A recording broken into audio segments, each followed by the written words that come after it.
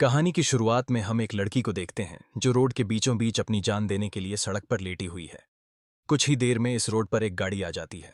यह लड़की जैसे ही उस गाड़ी को अपनी ओर आता देखती है तो एक दर्दनाक मौत के डर से वह अपना इरादा बदल लेती है और वह सड़क से उठकर किनारे पर चली जाती है। तब वह गाड़ी वाला इंसान भी इस लड़की की मदद के लिए नहीं रुकता। वह इसे नजरअंदाज करके आगे निकल जाता है। सेपा उसने कुछ देखा ही नहीं हो। इस लड़की का नाम लीसा है। लीसा की जिंदगी बिल्कुल भी ठीक नहीं चल रही। दरअसल आज लीसा की बेटी का जन्मदिन है, लेकिन अब उसकी बेटी इस दुनिया में नहीं रही। तब हम देखते हैं कि जो गाड़ी कुछ देर पहले लीसा को इग्नोर करके आगे निकल गई थी, उसे अपनी गलती का एहसास होता है। इसलिए वो आदमी अपनी गाड़ी रिवर्स करके लीसा के पास आता है। गाड़ी के अंदर बैठा एडमम नाम का आदमी लीसा से पूछता है, क्या तुम ठीक हो? जिस पर लीसा जवाब देती है, हाँ, मैं ठीक हूं, मुझे कुछ नहीं हुआ। इस पर उस आदमी ने लीसा को बताया कि इस सुनसान इलाके से शहर काफी दूर है, इसलिए अगर तुम चाहो तो मैं तुम्हें शहर तक लिफ्ट दे सकता हूं। लीसा मान जाती है और फौरन उसकी गाड़ी में बैठ जाती है। सफर के दौरान एडमम लीसा से पूछता है कि तुम अकेली इस सुनसान जगह में क्या कर रही थी। लीसा ने एडमम को बताया कि आज मेरी बेटी का जन्मदिन है, जिस वजह से वो आज मुझे बहुत बाय है याद आ रही है, पर बदकिस्मती से वो अब इस दुनिया में नहीं रही और अब मैं बिल्कुल अकेली हूं। कोई भी ऐसा नहीं है इस दुनिया में जिससे मैं अपना कह सकूं। लीसा की यह बात सुनकर एडमम कहता है, अच्छा, इस वजह से तुम रास्ते के बीचों बीच मरने के लिए लेटी हुई थी। जवाब में लीसा ने कहा, मैं मरना नहीं चाहती, बस एक बार किसी तरह से अपनी बेटी से मिलना चाहती हूं। तभी लीजा कार का रेडियो ऑन कर लेती है। रेडियो पर एक न्यूज चल रही होती है। रिपोर्टर बताता आदित्य है कि जंगल में एक सीरियल किलर घूम रहा है और आज सुबह इस किलर ने 2 और लड़कियों को मार दिया है। पुलिस के पास उस किलर की तस्वीर तो नहीं है, लेकिन उन्हें इसके बारे में यह जानकारी मिली है कि कातिल एक गोरे रंग का आदमी है जिसके पास ब्राउन कलर की गाड़ी है और उसके दाहिने हाथ पर एक क्रॉस का निशान है। यह खबर सुनकर लीसा के पैरों तले जमीन खिसक जाती है, क्योंकि रिपोर्टर रेडियो पर जिस कातिल का हुलिया बता रहा था वो कोई और नहीं बल्कि एडमम ही था। उसके हाथ में क्रॉस का निशान देखकर लीसा बहुत ज्यादा डर जाती है। इससे पहले कि लीसा खुद को बचाने के लिए कुछ कर पाती, तभी एडमम अचानक जोर से कार का ब्रेक लगाता है, जिससे लीसा का सर तेजी से कार के डैशबोर्ड से जा टकराया और लीसा बेहोश हो गई। कुछ देर बाद जब लीसा की आंखें खुलीं, तब उसने खुद को एक अजीब से बंकर में कैद पाया, जो चारों ओर से लोहे की मजबूत दीवारों से बना हुआ था। लीसा खुद को इस बंद जगह में कैद है पाकर बहुत ज्यादा घबरा जाती है और मदद के लिए चिल्लाने लगती है, लेकिन उसकी मदद करने कोई नहीं आया।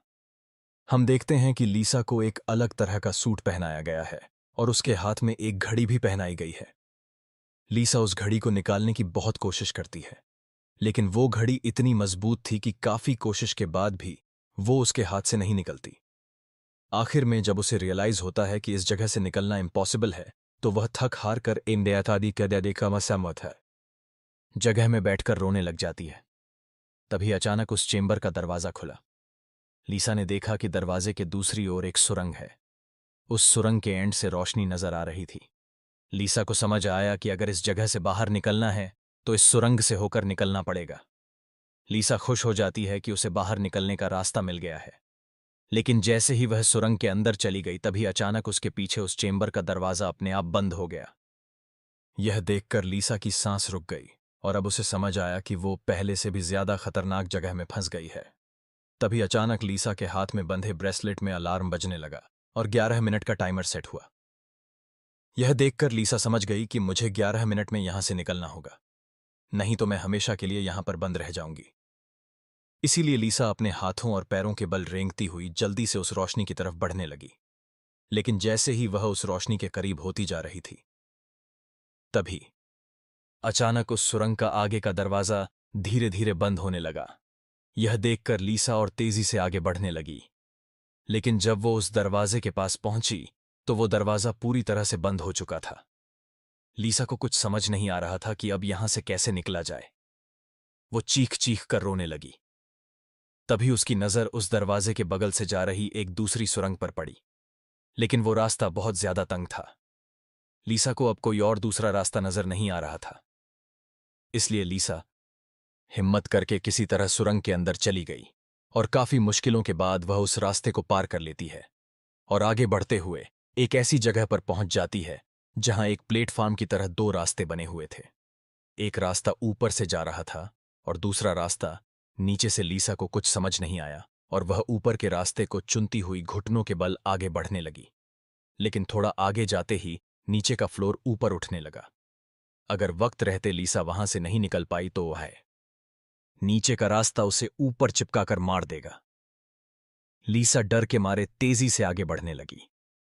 वो उस जगह के बीच बस पिसने ही वाली थी कि तभी इस सुरंग के एंड तक उसका हाथ पहुंच जाता है और जैसे ही वह रास्ता पूरी तरह से बंद होने वाला था, लीसा अपनी जान बचाकर वहां से निकलने में कामयाब हो जाती है। खुद को कुचलने से बचाकर वह एक सुकून की सांस लेती है, लेकिन उसे पता नहीं था कि अब उसके लिए मुश्किलें और भी बढ़ने वाली हैं, क्योंकि आगे का रास्ता और भी ज्यादा खतरनाक है। तभी उसके घड़ी में अलार्म बज उठा। यह अलार्म बता रहा था कि आधा समय बीत चुका है और अब उसके पास सिर्फ 5 मिनट बाकी है। इसीलिए वह अब फिर से आगे बढ़ने लगी। जहां उसे थोड़ी दूर जाते ही रास्ते में कोई इंसान लेटा हुआ दिखाई दिया। लीसा जब उसके करीब आई तो उसने देखा कि वह कोई जिंदा इंसान नहीं बल्कि एक जली हुई डेड बॉडी है, जिसकी हालत बहुत खराब है। उस लाश के हाथ पर भी वैसी ही घड़ी बंधी हुई थी जैसी लीसा के हाथों पर बंधी थी। लीसा को समझ आ गया कि यह इंसान भी मेरी तरह इस सुरंग से निकलने की कोशिश कर रहा था, लेकिन वो यहां से निकलने में कामयाब नहीं हो सका और मारा गया। मतलब यहां से निकलना इम्पॉसिबल है। इस डेड बॉडी को देखकर लीसा की यहां से निकलने की बची खुची उम्मीद भी टूट गई, लेकिन उसने किसी तरह हिम्मत जुटाई और इस डेड बॉडी को साइड पर करके आगे बढ़ने लगी। जब वो घड़ी की तरफ देखती है तो उसके पास सिर्फ 2 मिनट का टाइम बचा हुआ था। बस लिया बहने पाती और तेजी से फिर आगे बढ़ने लगी। तभी अचानक एक मजबूत लोहे की सलाखों ने आकर उसका रास्ता रोक दिया। साथ ही उस सुरंग की दीवारों में से ढेर सारे हीटिंग पाइप निकलकर बाहर आने लगे और उस जगह को गर्म करने लगे। यह देख लीसा पूरी तरह से घबरा गई। वो समझ गई कि जल्द ही उसकी भी लाश उस जले हुए इंसान की तरह इस सुरंग में पड़ी होगी। उसे आगे क्या करना है कुछ समझ नहीं आ रहा था। तभी उसके पीछे दीवार का एक छोटा सा सेक्शन खुल गया, जिसे देख लीसा पीछे की तरफ रेंगती हुई अडिएट है उसके अंदर घुस गई। अगले ही पल एक कांच के दरवाजे ने इस सेक्शन को पूरी तरह से बंद कर दिया। जैसे ही लीसा के हाथ में बंधी घड़ी में टाइमर 0 पर पहुंचा, तभी उन हीटिंग पाइप से आग फुवारे की तरह निकलने लगी और देखते ही देखते वो पूरी सुरंग आग की लपटों में डूब गई।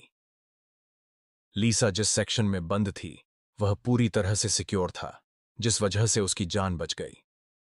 कुछ देर बाद वो हीटिंग पाइप्स वापस दीवार में चली गई।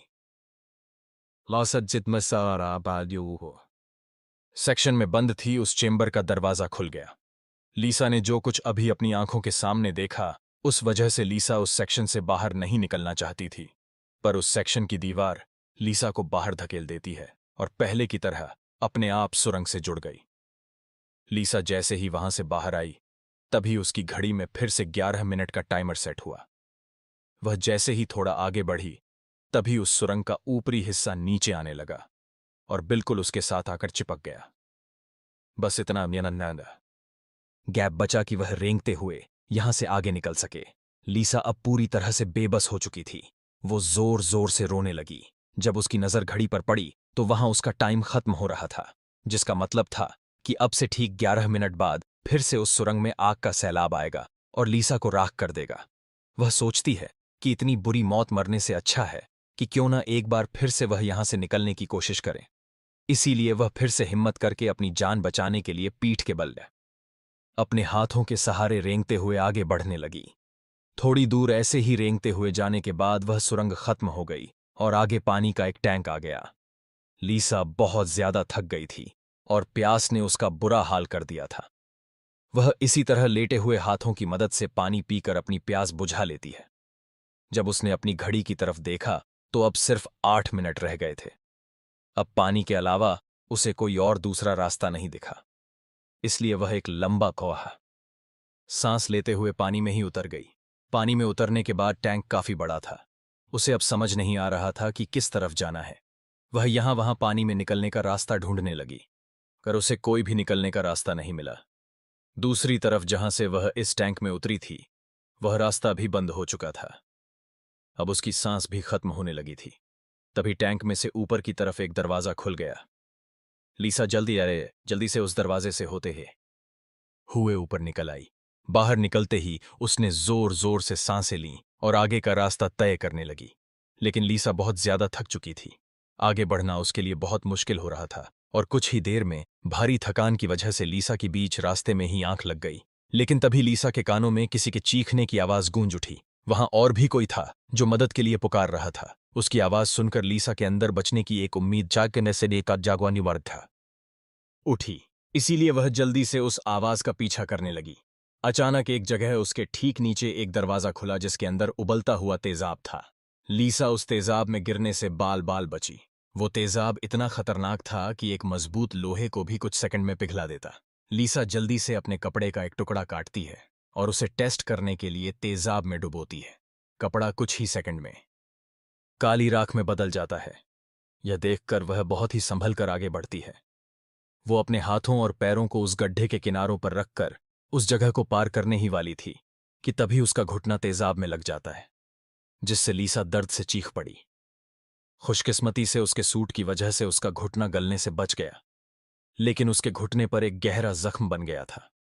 अच्छी बात यह थी कि अब वह मदद की आवाज काफी करीब से आ रही थी।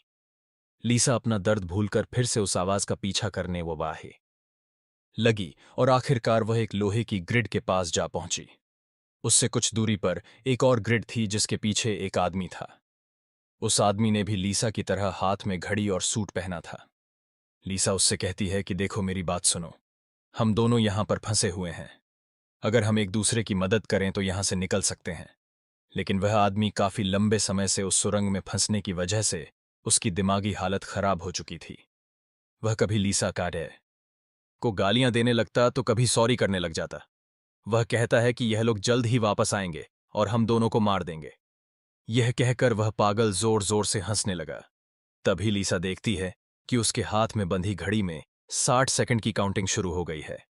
वो हीटिंग पाइप्स दोबारा दीवारों से बाहर निकल आए और इस बार बचने के लिए जो सेक्शन था वो लीसा और उस आदमी के बीचों बीच खुलता है, जिसमें सिर्फ एक ही इंसान के छिपने के लिए जगह थी। अब या तो वह पागल आदमी बचेगा या फिर लीसा। अगले ही पल लीसा और उस पागल आदमी के आगे जो लोहे की ग्रिड थी वह हट गई। यह दोनों तेजी से उस चेंबर की तरफ भागने लगे और दोनों एक साथ चेंबर तक पहुंचे, जिसके बाद यह दोनों एक दूसरे को मारने लगे। उस बीच कभी लीसा उस पागल आदमी को चेंबर से बाहर निकाल देती तो कभी वह पागल आदमी लीसा को बाहर धकेल देता। लेकिन आखिर में जैसे ही वक्त खत्म होने वाला होता है, लीसा उस आदमी को लात मारकर चेंबर के से बाहर कर देती है। वह आदमी लीसा को पैर से पकड़कर बाहर निकालने की कोशिश करता है। तभी 60 सेकंड खत्म हो गए और उस चेंबर के शीशे के दरवाजे ने उस आदमी का हाथ काट दिया। दर्द से वह आदमी चिल्ला उठा। तभी लीसा की नजर उस आदमी के हाथ पर पड़ी जिस पर क्रॉस का टैटू बना हुआ था। उस टैटू को देखकर लीसा समझ जाती है कि यह आदमी कोई और नहीं बल्कि उसे कार में बेहोश करने वाला सीरियल किलर एडमम है। अब लीसा की सारी कंफ्यूजन दूर हो गई। पहले लीसा को लग रहा था कि एडमम ने इसे यहां कैद करके रखा है, लेकिन उसकी यह सोच गलत थी क्योंकि एडमम बेचारा तो अब खुद मौत के मुंह में था। इतने में ही लीसा की घड़ी पर 11 मिनट का वक्त पूरा हो गया और उन हीटिंग पाइप्स से निकलती तेज आग ने कुछ ही सेकंड्स में एडमम को राख में बदल दिया। अपनी आंखों से एडमम की इतनी भयानक मौत देखकर लीसा डर के मारे कांपने लगी। कुछ देर बाद सेक्शन के अंदर एक छोटे सुरंग में से एक रोबोट आता है। वह एक बहुत ही भयानक सा स्कल था। यह रोबोट लीसा को कोई नुकसान नहीं पहुंचाता बल्कि उसके तेजाब से जले हुए घुटने को ठीक कर देता है। लीसा ने उससे पूछा कि वो कौन है और उसे यहां क्यों लेकर आया है।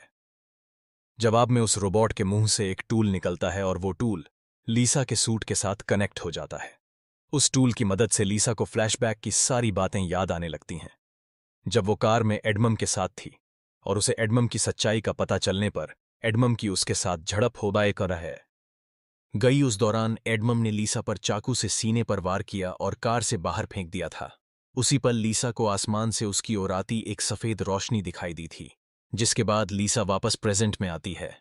लीसा को अब एक बात समझ आ जाती है कि उन एलियंस ने ही दरिंदे एडमम से उसकी जान बचाई थी और उसे यहां लाए थे। लेकिन वो उसे यहां क्यों लाए थे यह बताए बिना ही वह रोबोट वहां से निकल गया।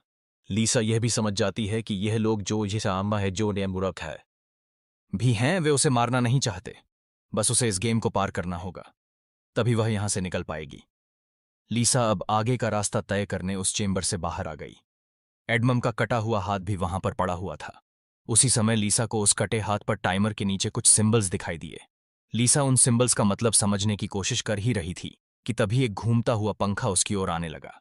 उसे देख लीसा अपनी जान बचाने के लिए पीछे हटने लगी और उसे बाल बाल बचती हुई एक छेद से पनाह गया ऊपर की सुरंग में चली गई। तभी अचानक उसे सुरंग के ऊपर से किसी के चलने की आवाज सुनाई दी। वह आवाज एक जगह पर जाकर रुक गई। उस जगह पर सुरंग का ढक्कन खुला और उसमें से एक भयानक सा क्रिएचर उतरा, जो देखने में तो इंसान था लेकिन जानवरों की तरह घुरा रहा था। उसका शरीर पूरी तरह से जल चुका था और उसकी आंखें सफेद पत्थर की तरह चमकदार थीं। तभी लीसा की नजर उसके कटे हुए हाथ की तरफ गई। उसका कटा हुआ हाथ देखकर लीसा समझ गई कि वह कोई और नहीं बल्कि एडमम है, जो जलने के बाद एक राक्षस में बदल चुका है। अब वह लीसा को मारना चाहता था। एडमम की आंखें जल गई थीं। इस वजह से वह लीसा को देख तो नहीं सकता था, पर वह सुन सकता था।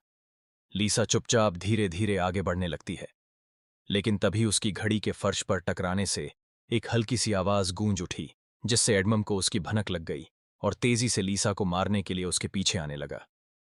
लीसा उसके हाथ खड़े थे, लगने ही वाली थी कि तभी लीसा एक पतली सुरंग से उस पार चली गई। एडमम को कुछ नजर न आने की वजह से वह उस जगह को पार नहीं कर पाया। लीसा उस सुरंग से आगे बढ़ती हुई एक ऐसी जगह पर पहुंची जहां उसके पास आगे जाने के लिए दो रास्ते थे। लीसा को कुछ समझ नहीं आ रहा था कि किस रास्ते को चुनना चाहिए। वह बहुत सोचने के बाद जब उसे कुछ समझ नहीं आता तो वह एक अंदाजे से लेफ्ट वाले सुरंग में घुस जाती है। सुरंग के बाहर एक कमरा था जिसकी चारों ओर कांच की पैर थे, दीवारें थीं। उन दीवारों पर लीसा को उसके पैदा होने से लेकर अपनी बेटी को जन्म देने तक की सारी यादें दिखाई दे रही थीं। वहां लीसा ने यह भी देखा कि किस तरह उसकी लापरवाही की वजह से उसकी बेटी की जान चली गई। लीसा अपनी बेटी को याद करके बहुत रोने लगती है। तभी उसने देखा कि ऊपर छत से एडमम फिर से उसके पीछे आ रहा है, लेकिन लीसा उससे अपनी जान छुड़ाकर एक दूसरे सुरंग में पहुंच जाती है, जहां उसने कुछ ऐसा देखा जिससे उसकी खुशी का ठिकाना नहीं रहा। उसने देखा कि उस सुरंग के खत्म होने पर बाहर नीला आसमान चमक रहा है। अपनी आजादी को इतने करीब से देखकर लीसा में दोबारा हिम्मत आ गई, लेकिन उस सुरंग को पार करने के लिए उसे एक कंटीले रास्ते से होकर गुजरना पड़ेगा। अब सिर्फ 60 सेकंड का टाइम बचा हुआ था। अगले ही पल हीटिंग पाइप्स भी दीवार से बाहर निकल आए, जो 60 सेकंड्स खत्म होते ही उस जगह को आग से भरने वाले थे। लीसा बिना टाइम जाया किए इन कांटेदार फटाफट थे तारों के नीचे से जाने लगी, जिससे वह कांटेदार तार उसकी बॉडी में घुसकर लीसा की पीठ बुरी तरह से काट देते हैं। लीसा बहुत ज्यादा तकलीफ में होती है और उसके पीठ से बहुत ज्यादा खून निकलने लगता है, लेकिन लीसा खुद की परवाह किए बिना धीरे धीरे आसमान की तरफ बढ़ने लगी। तभी पीछे सुरंग में चेंबर खुला, जिसमें एडमम झट से जाकर छिप गया। अब कुछ ही देर में आग का सैलाब आने वाला था। खून से लथपथ लीसा बाहर निकलने की कोशिश में थी, लेकिन बहुत मुमकिन को छोड़ गया। ज्यादा खून बहने की वजह से अब आगे बढ़ना उसे मुश्किल हो रहा था। उसकी आंखें धुंधली हो रही थीं। तभी 60 सेकंड्स खत्म हो गए और अगले ही पल वहां आग बरसनी शुरू हुई। उससे पहले कि वो आग का सैलाब लीसा को भी अपनी चपेट में लेता, लीसा के ठीक नीचे एक द्वार खुला और वो नीचे एक चेंबर में जा गिरी और बेहोश हो गई। थोड़ी देर बाद जब लीसा की आंख खुली तो उसने देखा कि वो फिर से उसी जगह पर आ गई है जहां से उसने बढ़ना शुरू किया था। यानी अब तक उसने जितनी भी मेहनत थे कि यहां से निकलने की, वो सारी जाया चली गई। यह देखकर लीसा अब पूरी तरह से टूट चुकी थी। तभी वो रोबोट उसकी मरहम पट्टी के लिए दोबारा आ जाता है। लीसा ने उसे मरहम पट्टी करने से रोका, क्योंकि वह दोबारा यह सब दोहराने के लिए तैयार नहीं थी। उसने रोबोट से कहा कि वह अब सिर्फ मरना चाहती है। उस रोबोट ने लीसा की बात मान ली और उसके मुंह से एक इंजेक्शन निकलकर लीसा के शरीर की तरफ बढ़ने लगा। तभी लीसा को एडमम के हाथ पर बने हुए निशान याद आ गए। वो समझ पाए गई कि जरूर वो निशान यहां से बाहर निकलने का रास्ता बताते हैं। इसलिए वो अपने खून से दीवार पर एडमम के हाथ पर बने हुए निशान बनाने लगी, जिसे काफी गौर से देखने के बाद लीसा को पता लगा कि यह तो एरो है जो यहां से निकलने की डायरेक्शन बताते हैं।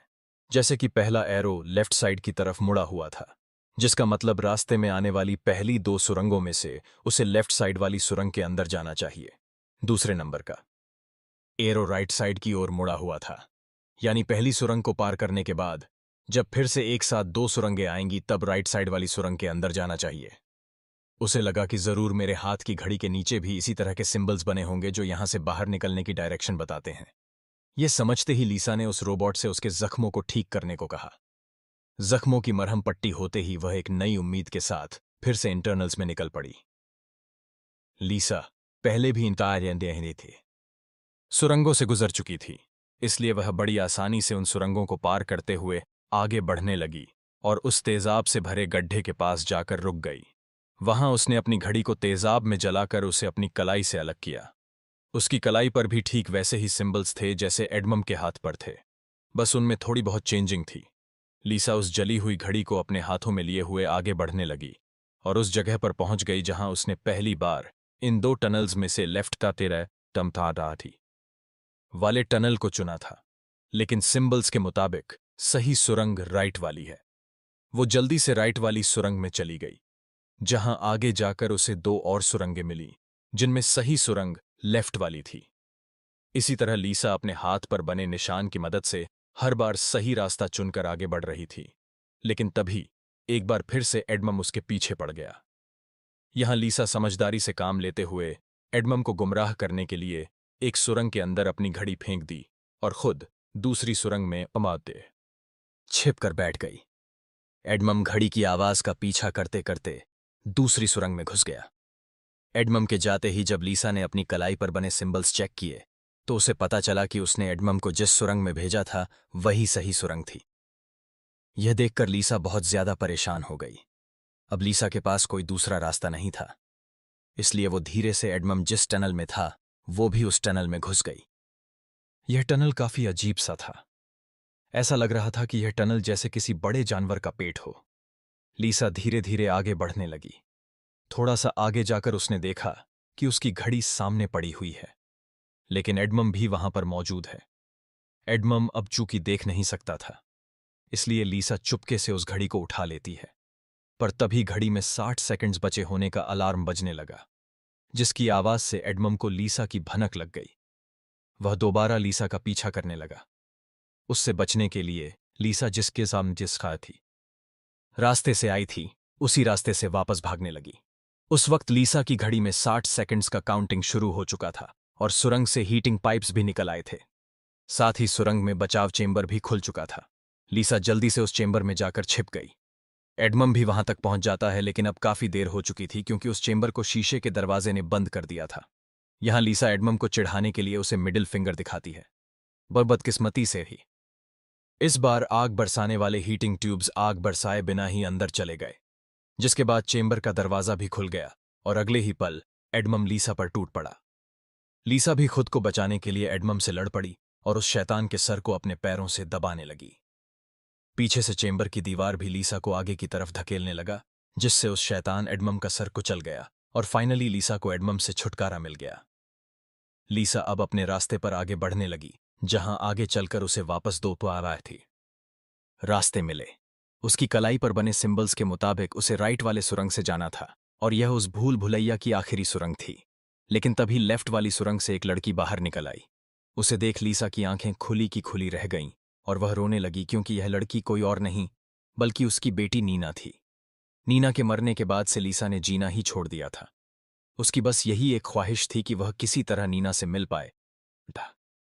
आखिरकार आज उसकी यह ख्वाहिश भी पूरी हो गई। नीना ने अपनी मां लीसा से कहा कि अब दोबारा मुझे फिर से अकेला मत छोड़ना, जिस पर लीसा ने जवाब दिया, नहीं बेटा, मैं हमेशा तुम्हारे साथ रहूंगी। जिस पर